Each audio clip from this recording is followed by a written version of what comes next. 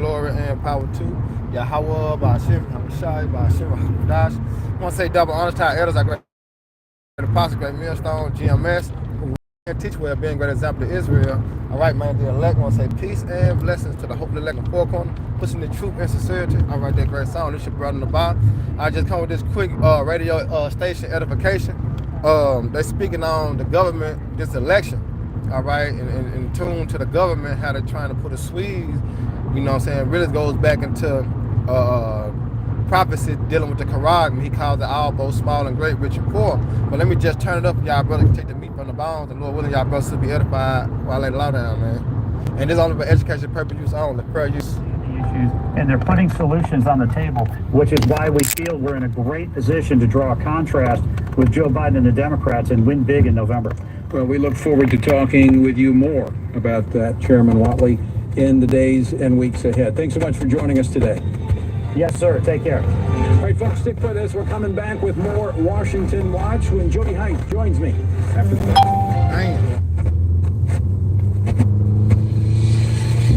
The news reflects the world we live in, but it also shapes it.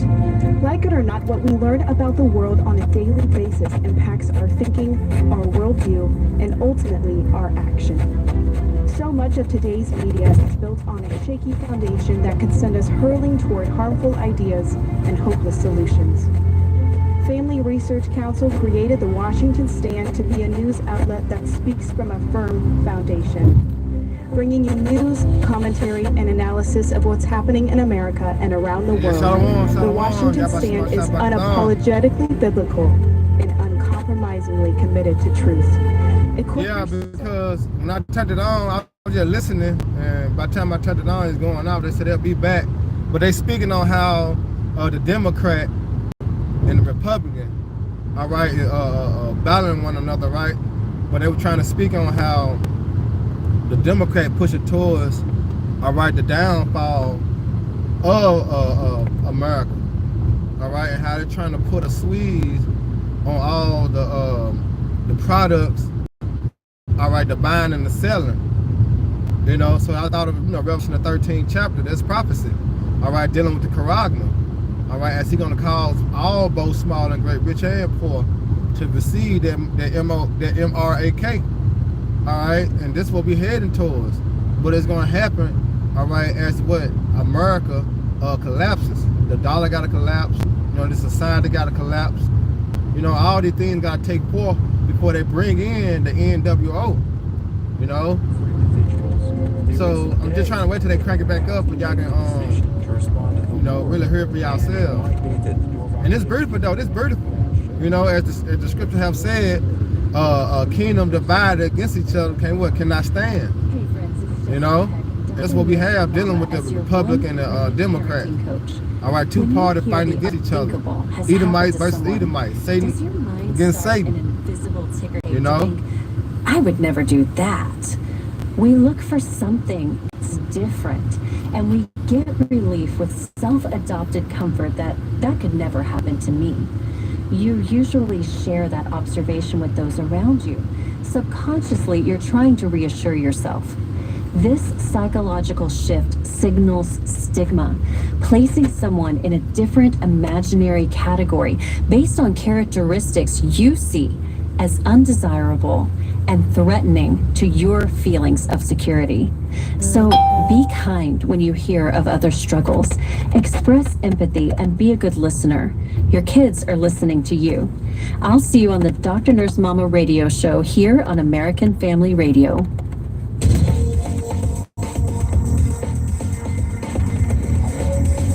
This is Washington Watch, and I'm Tony Perkins, your host, and we are so happy you've chosen to join us today. The website, TonyPerkins.com. Earlier in my conversation with Matthew, he was talking about Israel, talking about this peace agreement, the two-state solution that's being pushed by the Biden administration on Israel. Now, if you're driving in a car, listening on the radio, you obviously will not be able to see what I'm about to put up on the screen. If you're watching on TV, let me explain this to you.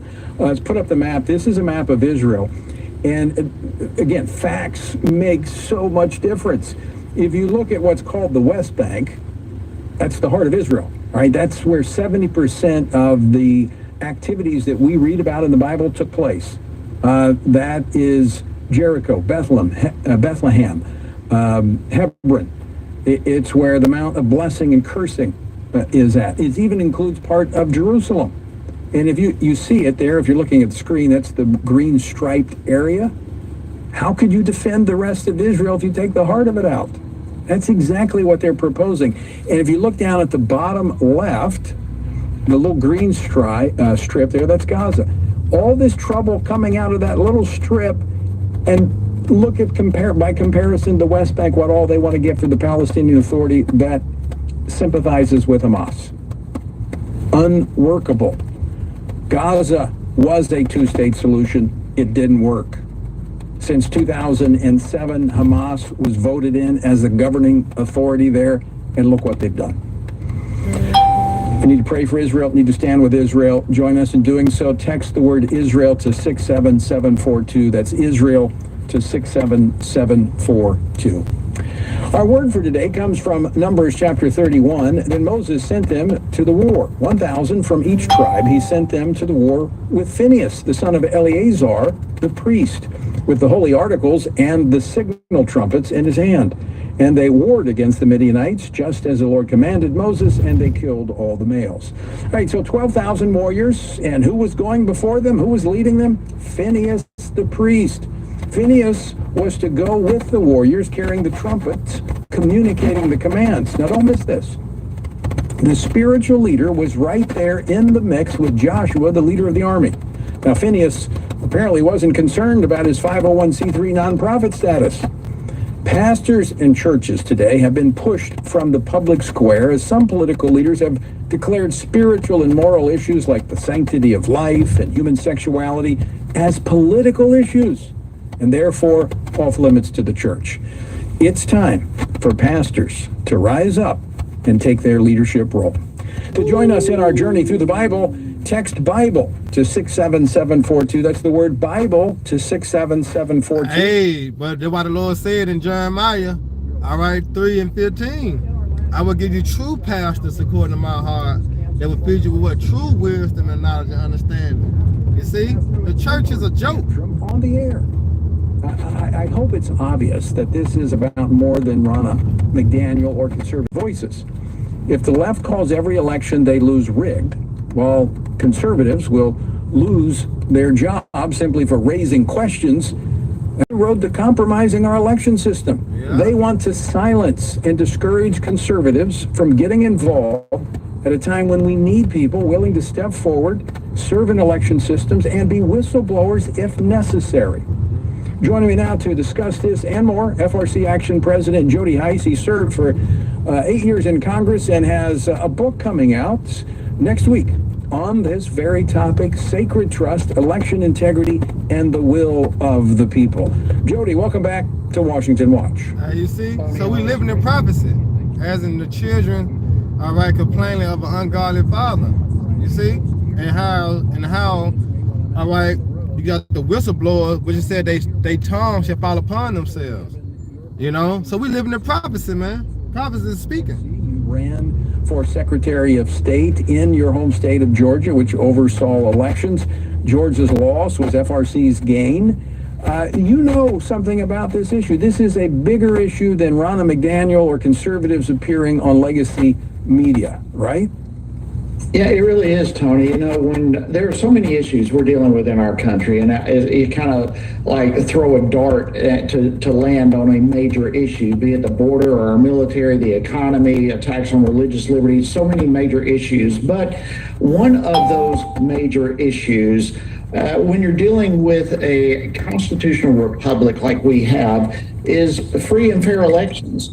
There is no question that if we ever lose election integrity in this country, then we lose everything. And once that is lost, you can't regain it. I mean, if election integrity does not exist, then how do you ever get back the will of the people in this country? And, you know, at the end of the day, elections are not necessarily about who wins.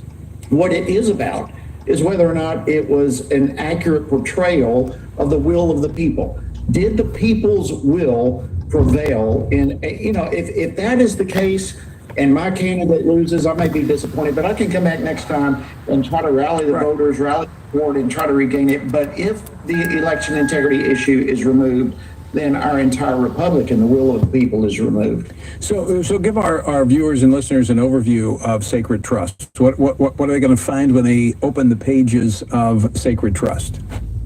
Well, it's kind of three parts. Underlying all of it is the issue of election integrity, but a lot of people want to know, how did I, a former pastor, ever end up in Congress? So I share a little bit as to that story. Is kind of a really quite an interesting story, and the footsteps of the footprints of God leading me to Congress in an area I never dreamed. It was never on my radar. But then, in addition, second part deals with some of the experiences in Congress, particularly as it relates to the battle of election integrity, which I was a major voice and a major person on the end of the spear on that issue, being a part of the oversight committee. And then the overlying arch topic is election integrity. And that runs all throughout the book, but the major portion of it deals with that issue, both where we have been in the past, where we are right on this issue, and some steps that must be taken in order for us to secure election integrity for future generations.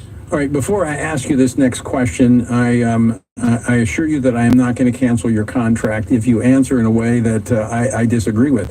Are you concerned about what happened in the 2020 election? Do you think that there were irregularities that led to that outcome? Yeah, I am concerned. That's why I, from Georgia, challenged the election results from Georgia. And listen, I'm not alone in that. Democrats have been challenging elections for decades, and yet they somehow get a pass. But allow a conservative to say, look, there's something that doesn't register well with this last election. Let's back up. Let's make sure that it's an accurate portrayal of the will of the people. And all of a sudden we get in trouble. But yeah, I have serious concerns. Everything, look, and all of it came out of COVID. It was because of COVID that we saw Democrats, and this was under our jurisdiction in the Oversight Committee, we saw Democrats start pushing for election changes, for a federal takeover of election. Right. Pushing certain pieces of legislation, and those pushes made significant changes in elections all throughout our country. And yes, there were serious concerns that need to be addressed. Let me, just so people, I played this at the beginning of the show, but I want to play this clip again so that people don't say you're just saying that Democrats challenged the election results. I want to play this it's a montage of Democratic politicians and others questioning the 2016 election when Donald Trump won. Play clip 7. He's an illegitimate president in my mind. Could you be my vice presidential candidate? Folks, look, I absolutely agree. Trump didn't actually win the election in 2016. He lost the election, and he was put in office because the Russians interfered. Trump knows he's an illegitimate president. The president-elect, although legally elected, is not legitimate. You said you believe that Russia's interference altered the outcome of the election. I do. We have a president who, if in fact it is proven, has been assisted by the Russians and may in fact not be a legitimate president. I have an objection. I object to the 15 votes from the state of North Carolina. I object because people are horrified. So did all of that go down the memory hole? Everybody just forgot all about it?